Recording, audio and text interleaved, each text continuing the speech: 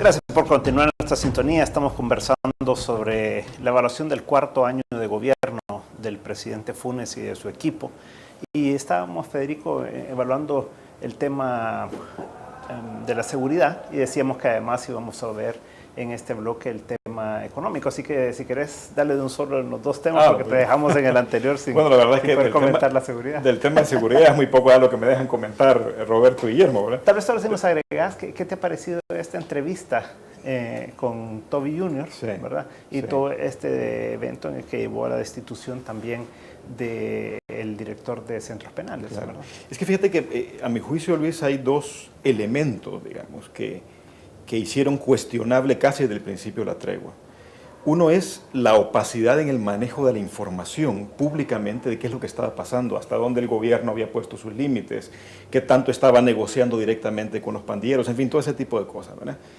Que fue cuestionado casi desde el principio por cierta cantidad de gente y eso ha ido incrementándose a lo largo de los meses hasta terminar en lo que ha terminado ahora, que ya casi, o sea, digamos, es abrumadora la cantidad de salvadoreños que no creen en la tregua en sí.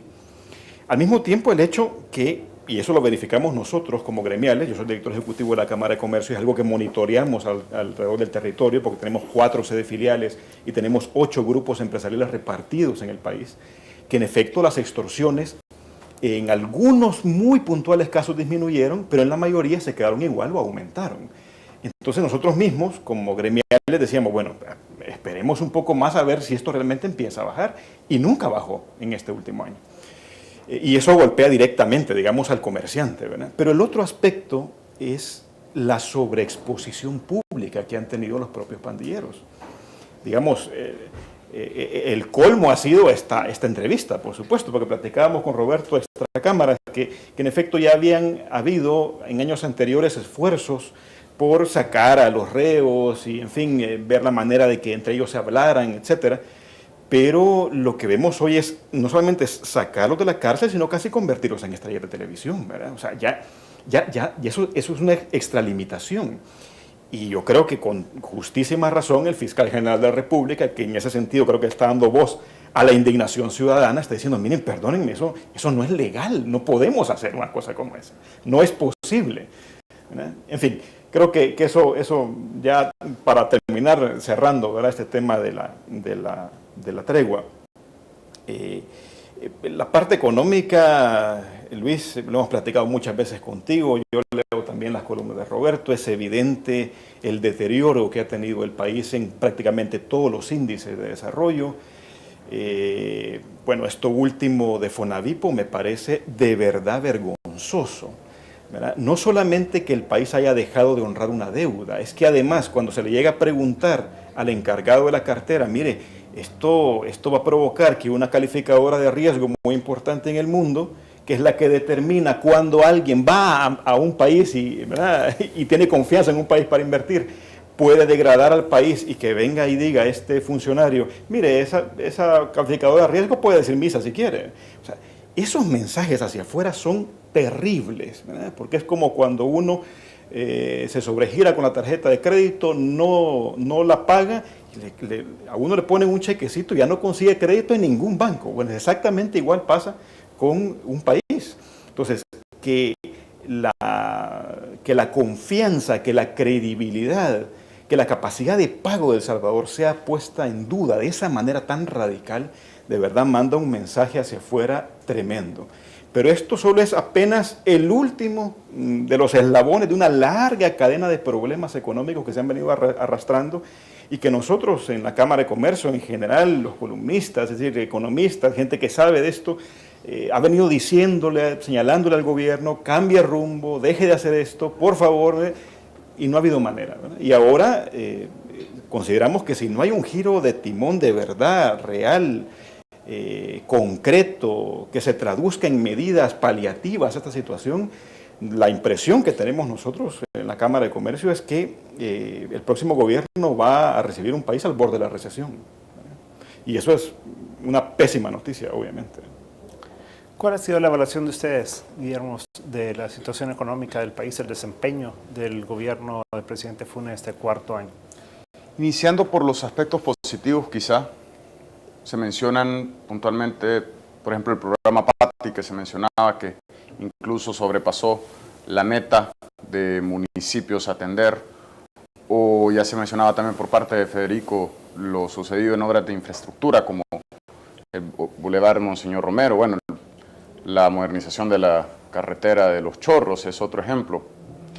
Pero, y también se mencionó acá, el rumbo estratégico es un primer elemento que no se ve claro aún. El plan quinquenal, que es en el que se basa o se pretende basar el gobierno y la ejecución de sus obras, fue presentado después de un año de haber tomado posesión. En 2012, cuando va acabando el tercer año, el secretario técnico dice, este 2012 es un año estratégico, porque pasamos, literalmente lo dijo, ordenando la casa estos 3 años, pero aquí hay un despegue. A finales de 2012, el presidente Funes lanza un ciclo de inversión, empleo y desarrollo, con medidas muy puntuales y también bastante beneficiosas. Se puede nombrar ahí la ley de firma electrónica, la ley de socios públicos privados, pero claro, a 1 año y medio de terminar su periodo casi. Entonces, la poca claridad en ese rumbo, esa modificación constante en el modelo de crecimiento, se complementa también con un incumplimiento de promesas. Y cuantitativamente se puede apreciar. Podemos observar algunos rubros. Por ejemplo, se hablaba del clima de inversión, que es algo que desde fuera pues tiene que atraer inversión para reactivar la economía. ¿Qué ha pasado con los indicadores de competitividad, que es un aspecto central? Todos han caído. Y han caído en descenso, han caído, por ejemplo, en el Doing Business, o vemos libertad económica, o vemos competitividad, incluso respecto del año anterior, 10 o 11 puestos. ¿Qué ha pasado con las grandes apuestas? ¿Qué ha pasado con el Puerto de la Unión? Que tiene más de 3 años de haber sido inaugurado, más de 2 años de haberse aprobado su ley de concesión. En agosto nos dijeron que en los siguientes 9 meses se iba a verificar este tema para que ya estuviera la concesión.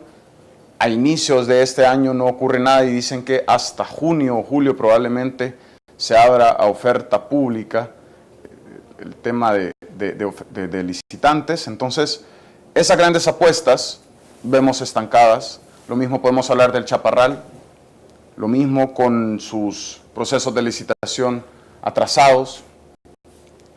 Y también podemos ir bajando más a temas que a largo plazo sí merecen una visión de país como educación. Se mencionaba al principio los paquetes escolares. En el quinquenio se pretende invertir, por ejemplo, más de 360 millones en paquetes escolares. Incluso desde la percepción pública es uno de los mayores logros de este gobierno, pese a que ha tenido incumplimientos incluso de entrega año con año. Si bien atienden medidas urgentes y pueden tener beneficios que se ha destacado por el presidente Funes, también es válido preguntarse cuál es el costo de oportunidad. 360 millones, más de 367 millones es lo que se pretende invertir o dedicar a paquetes escolares. Pero, ¿qué hay con la infraestructura? En todo el quinquenio es un poco más de 140 millones los que se quiere dedicar a equipamiento de aulas, el estado higiénico de las mismas, que es algo totalmente vinculado con la calidad educativa. Estos 140 millones van a más de 5.000 proyectos y si se divide, más o menos son $26.000 para cada escuela. Entonces uno se pregunta, ¿qué tanto se está priorizando? Si se dedican $26.000 a una escuela, ¿será eso suficiente? Y así podemos ir rubro por rubro.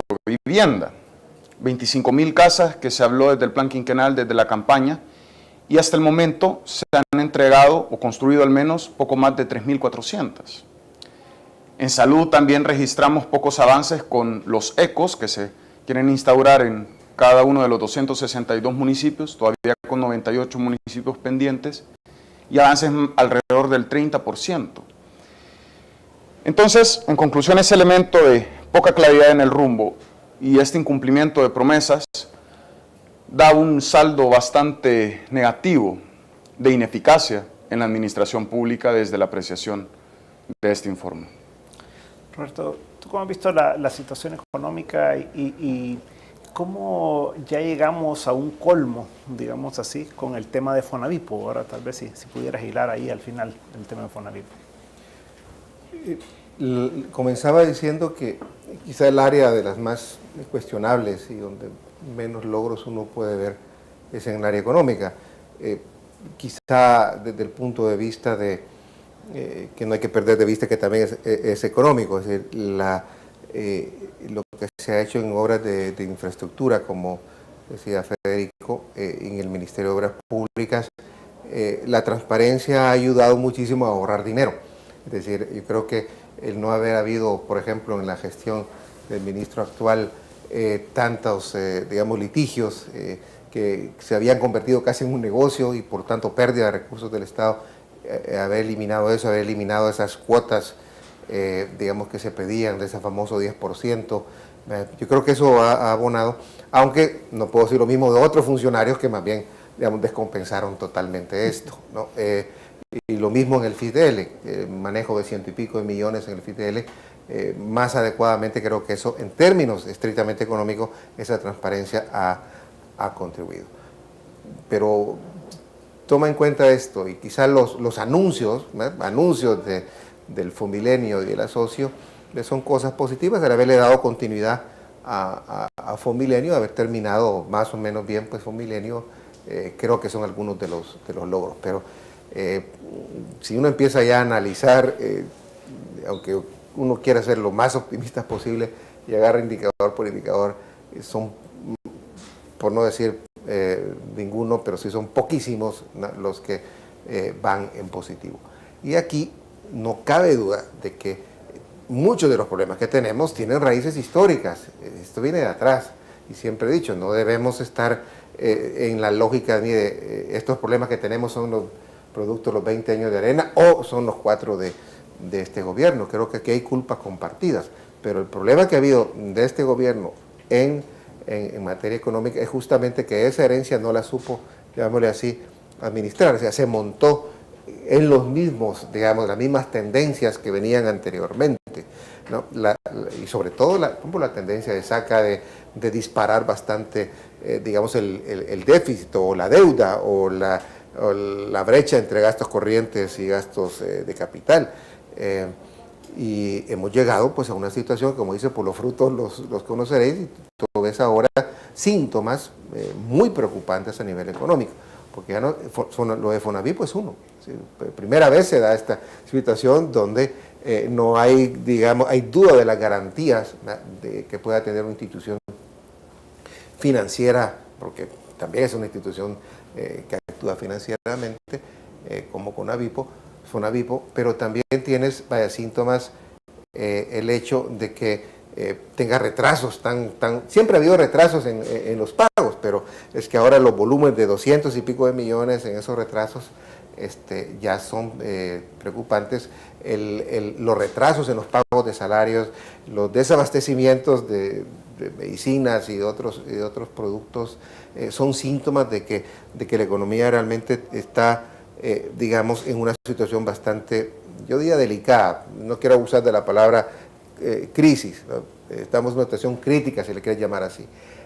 Pero tú ves la tendencia del IVAE, que te mide, el IVAE te mide como la evolución o el comportamiento de la economía real, y ese va para abajo.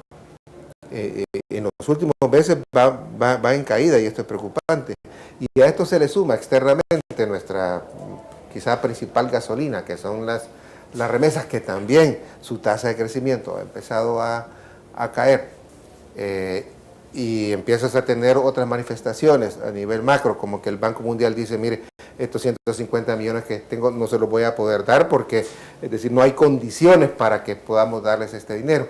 Es decir, los fondos que te pueden ayudar de la banca multilateral, ¿no?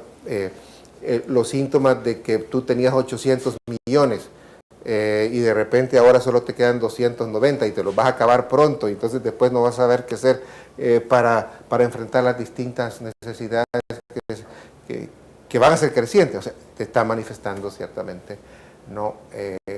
Una situación bastante crítica, que hay que ponerle de alguna manera principio de solución, porque yo creo que ya aquí en este gobierno es difícil darle solución, pero por lo menos un principio de solución para que el que venga no reciba la casa tan deteriorada, ¿no? Y ese va a ser el tema del próximo bloque justamente, y es cómo vemos el último año de gobierno y qué va a recibir el próximo año el gobierno que llegue, ¿verdad? O el presidente que asuma y su equipo. En un momento estamos de nuevo con 361 grados.